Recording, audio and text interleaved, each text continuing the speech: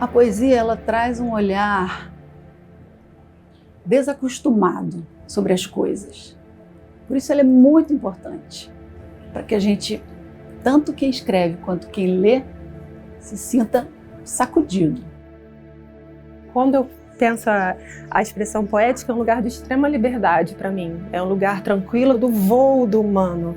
É quando a condição humana, que é feita também pela palavra e pela comunicação, ela tem a liberdade de se expressar sem as amarras das estruturas.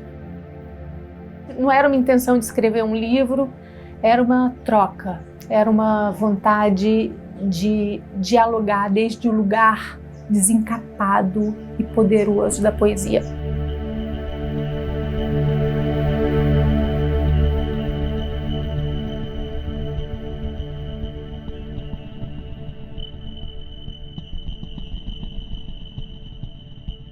É um livro que traz um resgate, mais que um resgate, traz um elogio, uma louvação à nossa linhagem de matriarcas, também, entre outros temas, né? Mas esse é um tema central do livro. Então a gente retoma suas histórias, seus silêncios, né? Seus dramas, suas vivências, e vamos nos percebendo parte dessa construção feminina no tempo.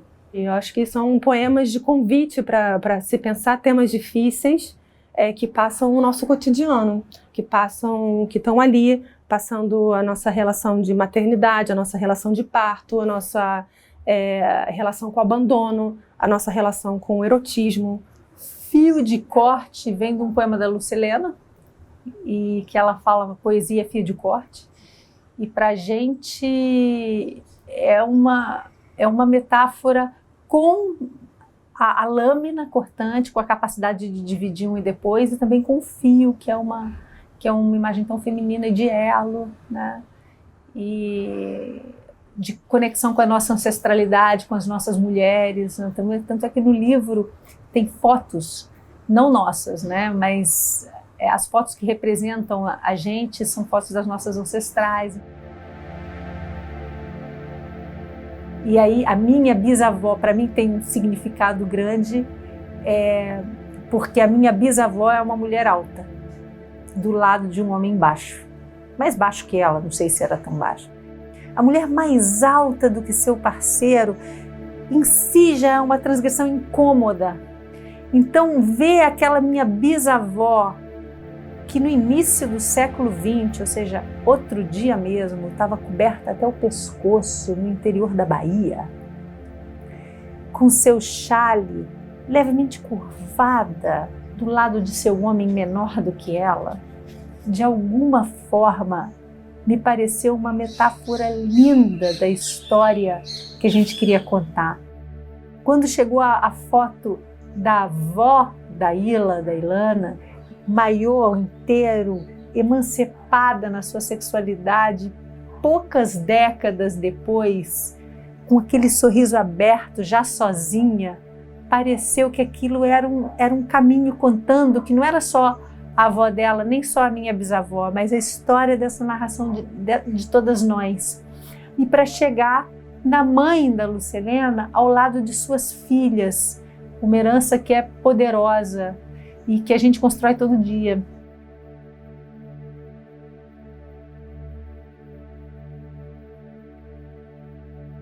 Cabe a nós desenvolver um espaço de visão da mulher, da sua experiência, do sexo, da maturidade, da maternidade, com um timbre feminino, né? Eu, pelo menos na minha geração, tudo que eu li, tudo que eu fui aprendendo sobre o que é ser mulher, né? Em todos esses campos que eu citei, eu aprendi pelo olhar masculino, que é o que me vinha, pela literatura, pelos filmes, pela poesia, né? Então eu tenho muito orgulho de trazer um contraponto com esse nível de consistência. A bisavó negra de olhos verdes.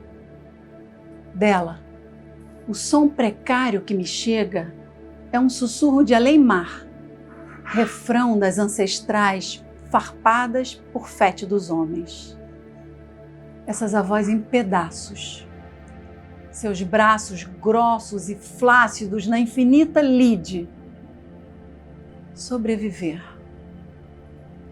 O corpo gotejando, gotejando. Esse quase silêncio que perdura crespo, ensimesmado no tempo, é o timbre delas florindo, ainda que timidamente, no meu.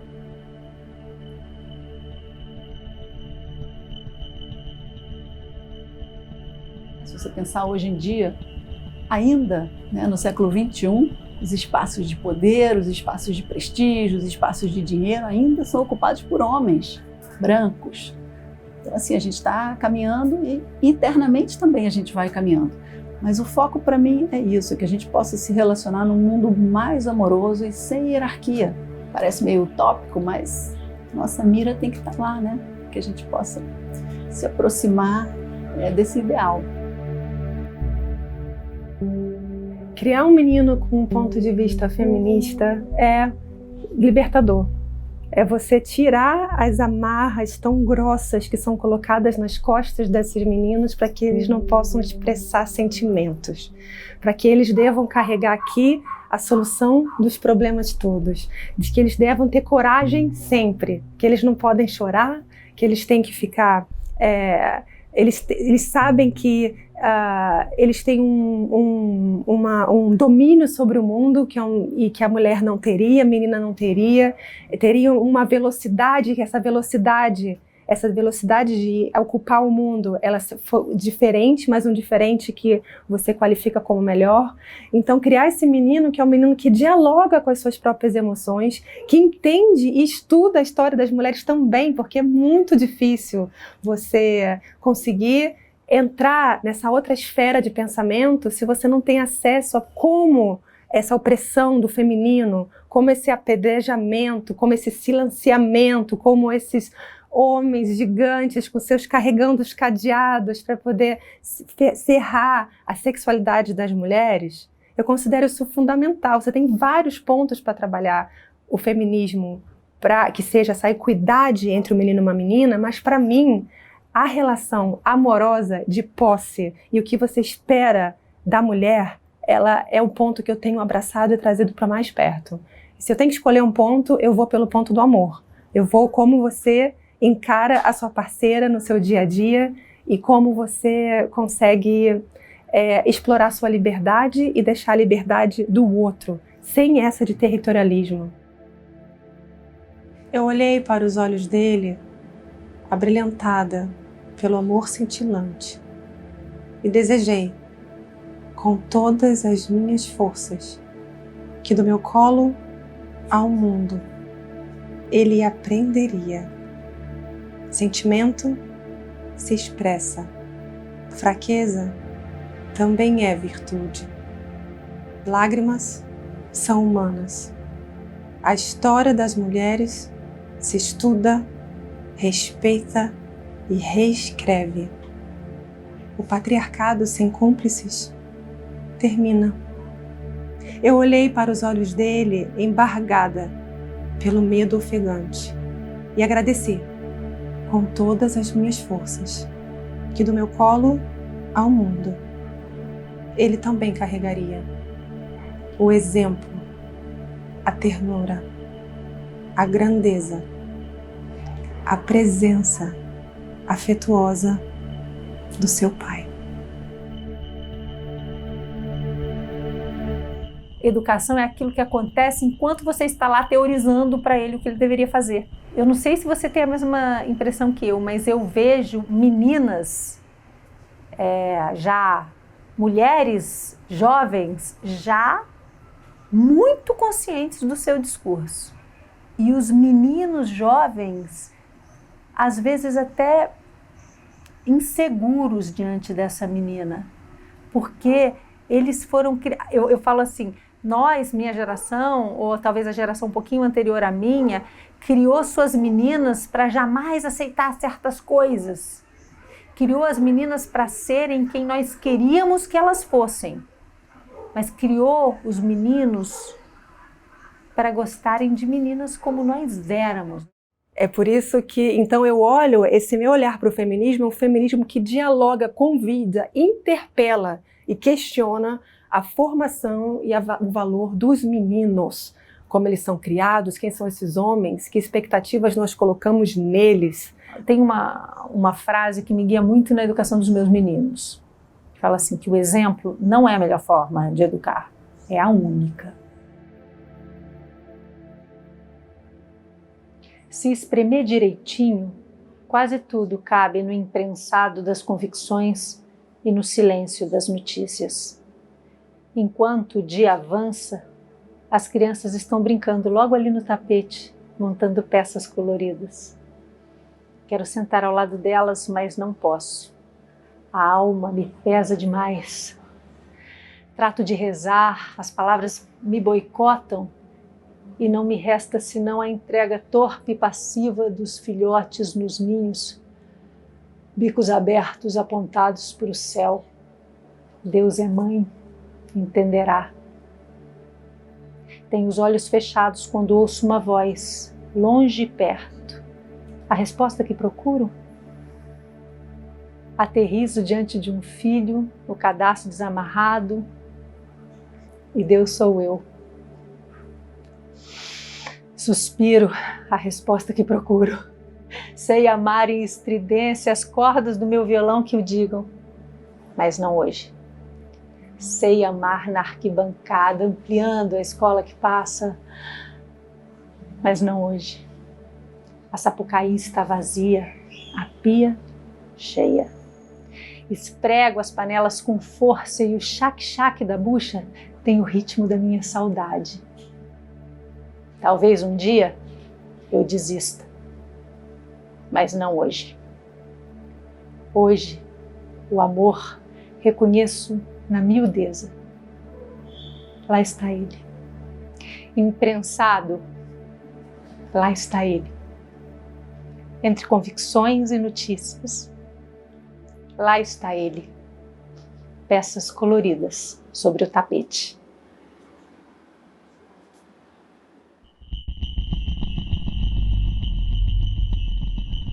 Quando você vê determinadas coisas, obviamente você não desvê mais, né? Elas vão com você.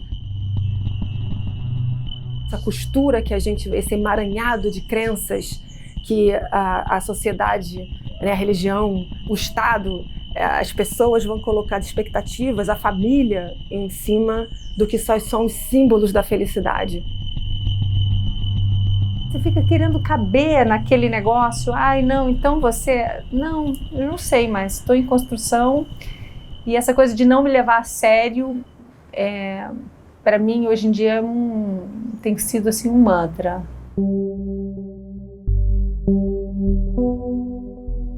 O livro é esse diálogo amoroso entre três mulheres, em que uma levanta a outra, em que uma acolhe, em que uma abraça, em que não há julgamento, né? É um retrato por si só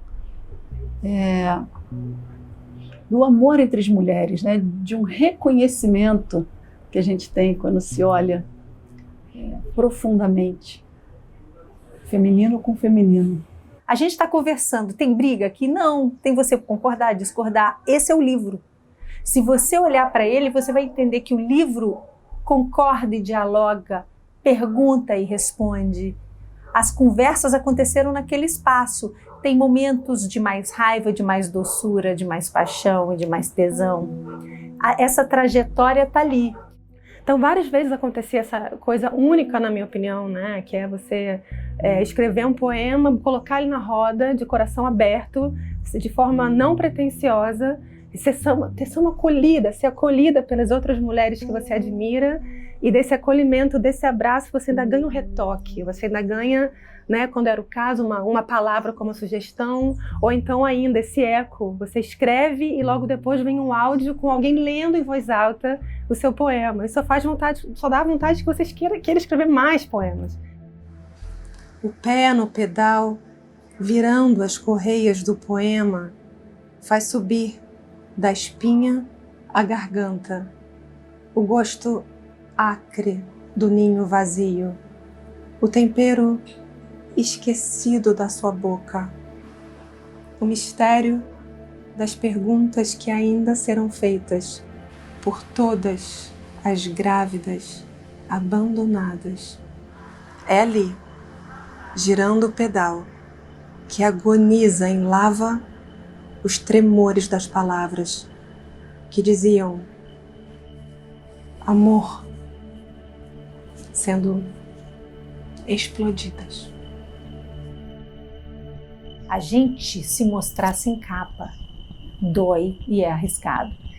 Então a maioria de nós sempre se protege e fala, é muito mais fácil falar em conjunto e falar em teoria do que falar em primeira pessoa das suas dores.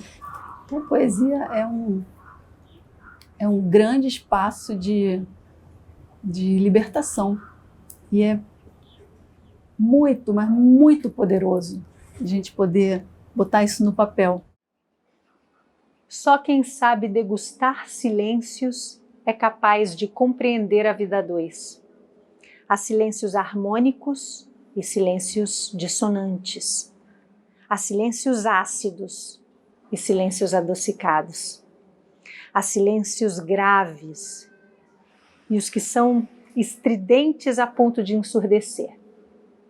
Há silêncios densos, encorpados e foscos como vinho tinto. E há os que são leves, translúcidos, cheios de ar, outro entorpecer. Há silêncios quentes em que a gente se despe por instinto, e há os gélidos, dos quais é preciso se proteger porque fazem doer os ossos. Há silêncios de espada e silêncios de escudo, trombetas surdas do passado e do futuro. E há, por fim, os silêncios maturados, envelhecidos em convívio, decantados de sentido. Os silêncios que dizem quase nada, o que posto em espelho significa muito, e assim enfeitam a solidão nos dias em que está mais bonita. São os silêncios mais caros, apenas privilegiados o conhecem. São os silêncios mais raros, porque só o amor em paz pode oferecer. Uma percepção que eu vejo em comum entre nós três é a ideia de que você precisa namorar o tempo, né? Você precisa seduzir o tempo e se deixar seduzir pelo tempo. Quando você consegue isso, o tempo nos amacia, você perde o medo dele. Com o rosto no chão, sussurrar os segredos desse silêncio imposto, fazer do infinito papel, destino, útero, grito, e com a glote apertada, arriscando rouquidão, entregar na tosse seca o eco. Não. Se o outro nos louva o silêncio, se não aventa o vasto em nós, com bordado cor de sangue, faremos coletivo casco renovado, voz a voz. No inverso da serventia fica o norte, ainda que fale de amor. Poesia é fio de corte.